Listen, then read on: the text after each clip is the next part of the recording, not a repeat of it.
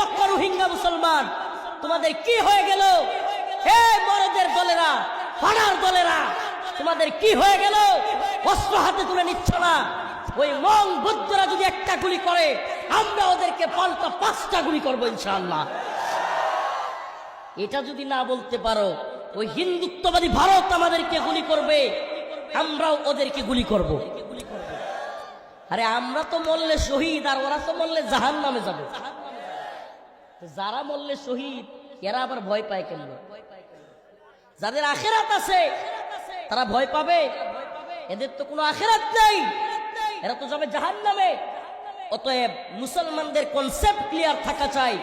আল্লাহ পাক বলেছেন, ওমা লাকুম লা তুকাতিলুনা ফি সাবিলিল্লাহ, তোমাদের কি হয়ে গেল? তোমরা আল্লাহর রাস্তায় যুদ্ধ করতেছো না।